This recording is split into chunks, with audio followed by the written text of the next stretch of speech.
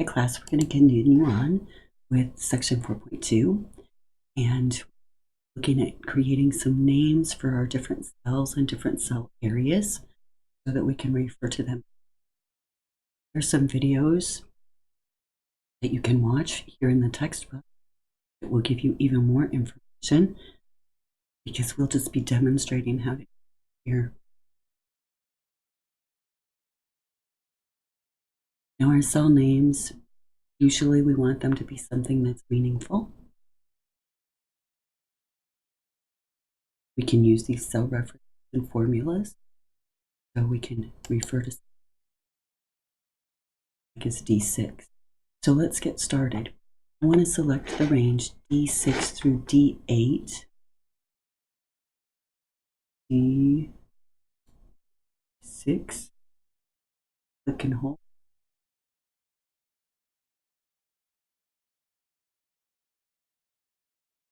D8. Oh, there we go. And then we want to hold our control key down and select F6 through F8. These non-adjacent ranges that we can apply the formatting. So let's right click on one of these selected ranges and find the Format Cells option. And in the Format Cells option, we want to be looking at the Number tab. And then let's select Currency. We want to use the second format so that negative numbers will show in red. If we chose some of these other formats, this one negative numbers show with parentheses, here with parentheses in red, here with a minus sign. So we have these different. Now that's what we wanted to do there with formatting. So click OK.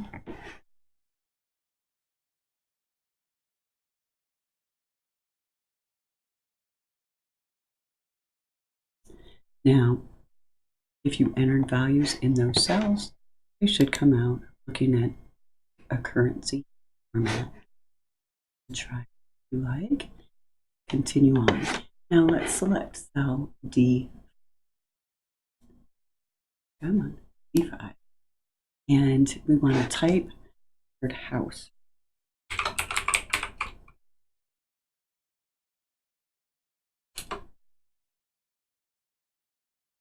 With cell D5 still active, click the Align Right button.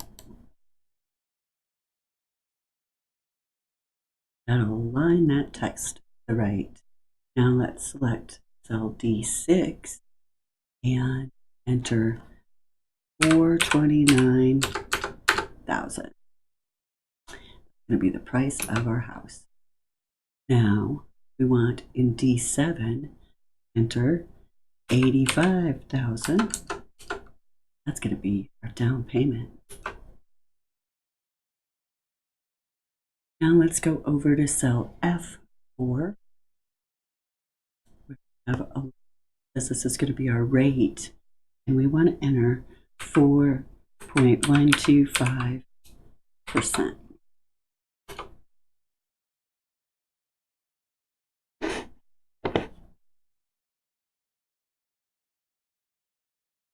Now we'd like to see that whole percentage. So clicking on this cell, let's increase our number of decimals.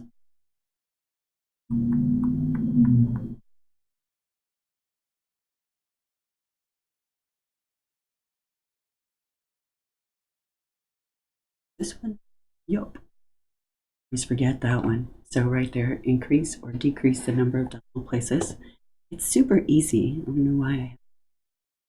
Sometimes. Now we want to complete entry of our interest rate. And then let's select cell F5 and enter 15 for the number of years.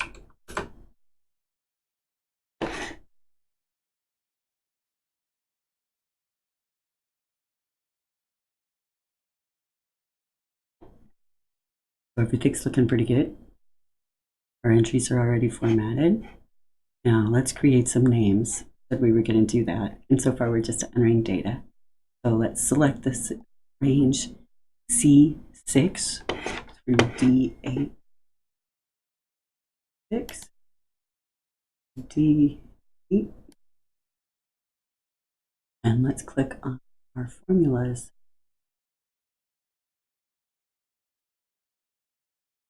And on our formulas tab, we want to create from selection. See this define names. We're going to create a named area from the data that we have selected.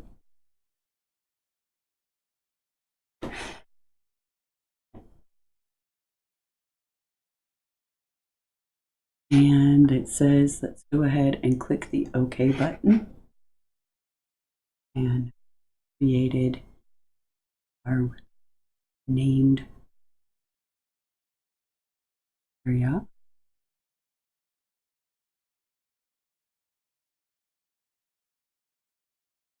Now let's select the range E4 through F8.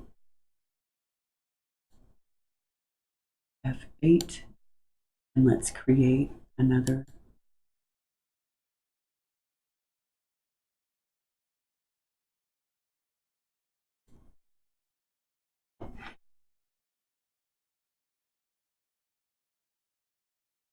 Now, when we're looking at names, realize these are relative, means, oops, I'm sorry, I said that backwards. They are absolute cell references. So they are specific to a worksheet in a given cell range. Now let's look at our name formula bar. Click through this drop down up here. Some names, payment, our term, our monthly payment amount, price. So it's created a nice named area for each of us. Each of the areas that are important to us, I should say. All right, so now as we enter our loan amount formula, we're going to use these named areas. So let's select cell D8. And in D8, we're going to type equal P. And we want to find scroll down in our autocomplete list until we see the price entry.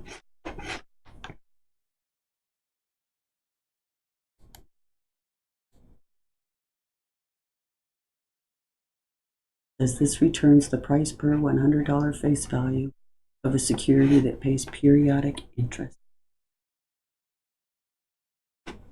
We want that. So let's double click it, and that's what we want.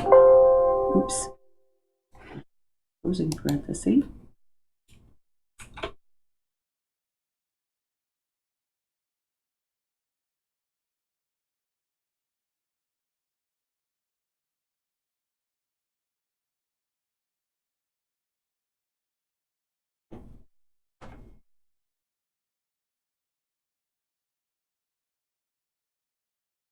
Let me zoom in a little bit here.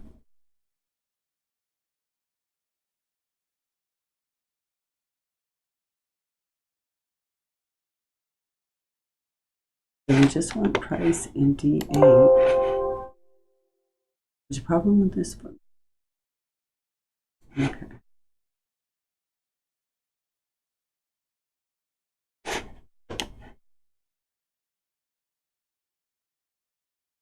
So now I need to minus D for down payment. And we're going to use our down payment in this formula.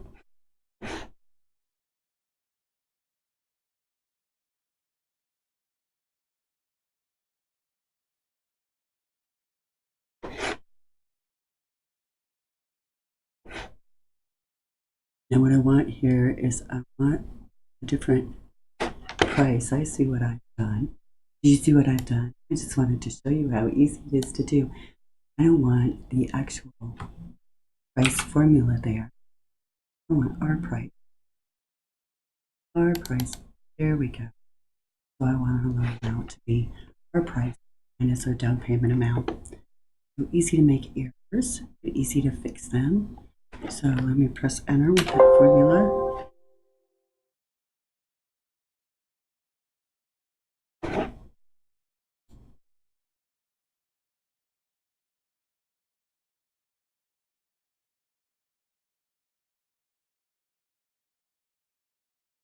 Looks okay.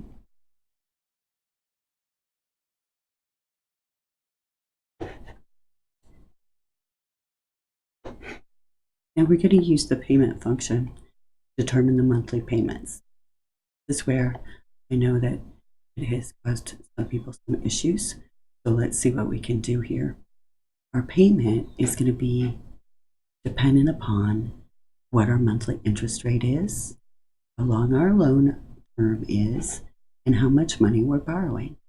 So those are the things that this payment formula is going to require from us. So we want to put in our payment function. This is going to figure out our monthly payment, right? It's always important to know. So let's select cell 6. So like if you were thinking about a new car, you could do this sort of thing and determine how much you're actually going to pay in. So let's get started.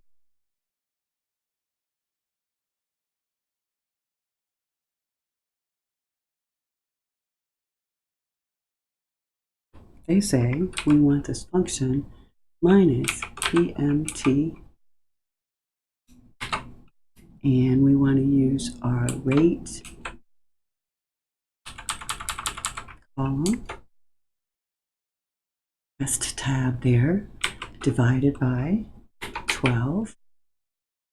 And then the next thing that our payment formula needs to know beside the interest rate is the term. So again, we're going to give it our term in a yearly amount. And then the last thing, parameter that our payment function requires is the loan amount. Put it up there.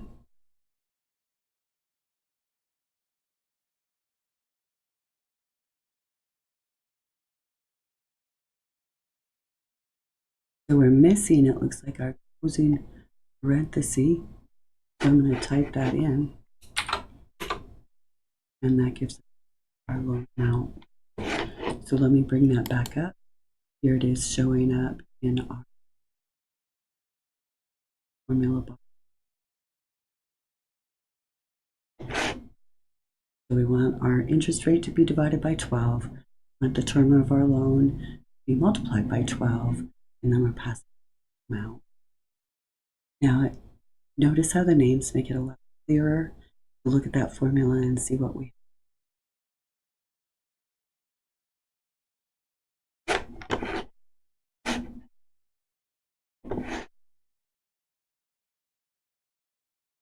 Now, besides the payment function, there are over 50 financial functions that can help you solve really complex finance problems. These functions save you from entering really long, complicated formulas, like the future value function, the V function, returns the value of an investment based on some sort of future projection. So the future value function requires the interest rate per period, the number of periods, and the payment made each period. So if you wanted to invest $200 a month for 5 years at a given annual interest rate, the future value function would calculate how much money you would have at the end of years. Now, some of the more frequently used functions like future value, payment, and present value are things that you would use depending on what kind of function job. Now, the next thing we want to do for our project spreadsheet here is to determine the total interest of our A on the left. This is how much money the lending institution is going to be making. Now, we're going to be basing that again on the loan amount, how many payments will be made, and what the interest rate is. So we'll be using the formulas that they give us. So let's select F7. And for our interest rate, we're going to enter the formula 12 times our term times our monthly payment minus our loan amount.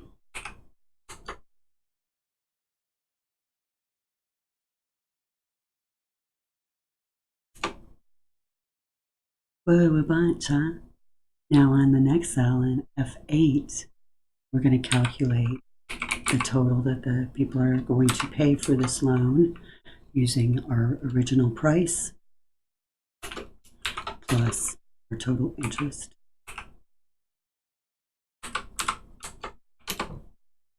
Loving that, right? So that's fantastic.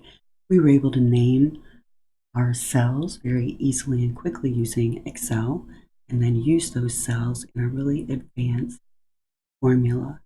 Now let's save this spreadsheet again. And again, we'll pause our video there so that we can start with the other.